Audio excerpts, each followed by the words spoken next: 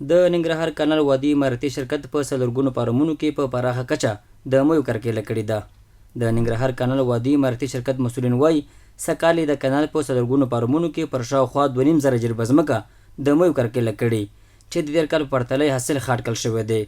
مسؤلین دغه راز وایي د کروندو پر وخت خړوبول، مناسبې پالنې او د کرنیزو چارو منظم ترسره کېدل د دې لامل شوی چې د میو فصل ښه وده وکړي.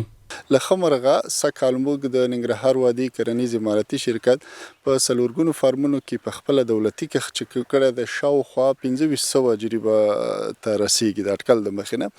نو تمه مو دا ده چې سږکال به هم د تیر کال په پرتله باندې حاصلات ښي او غوښتنې مو د مشرانو نه دا دي چې پرسونل زمونږ د پرسونل په هکله باندې تصمیم ونیسي چې پرسونل زیات شي. نو چې څومره پرسونل زمونږ په هر بلاک کې خپل په اندازې باندې نو حاصل په هغه کې ډېر بهتروالی راځي. د کانال شرکت اړوند د سمرخیل بلاک کروندګر او کارکوونکي وایي د فصل د ښه حاصل لپاره ډېر زحمت ایستلی دی او هیله څرګندوي چې سږکال به ښه حاصل ترلاسه کړي. دوی دغه راز له مسؤلینو غواړي چې د فارمونو د کارکوونکو شمېر زیات کړي څو د کروندو د پالنې، راټولولو او نورو کرنیزو چارو چارې په ښه او چټک ډول ترسره شي. که غواړو موږ ښه فصل ترلاسه کړو باید په خپل ټیم باندې موږ دغه وکړو، کښت وکړو، په خپل ټیم باندې موږ د حاصل ترلاسه کړو او دا په مطلب په جوزا په اخره کې موږ کښت کوو او د سنبلې په دغه کې موږ دا لور ته برابرو.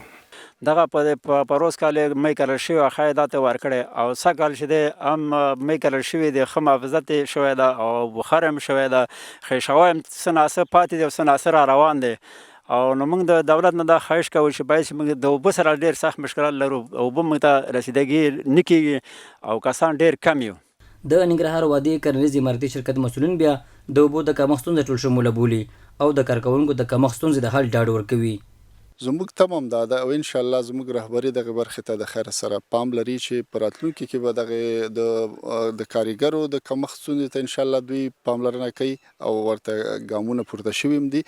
مۍ د افغانستان له مهمو کرنیزو محصولاتو څخه شمیرل کېږي چې د خوړو ترڅنګ اقتصادي ارزښت هم لري.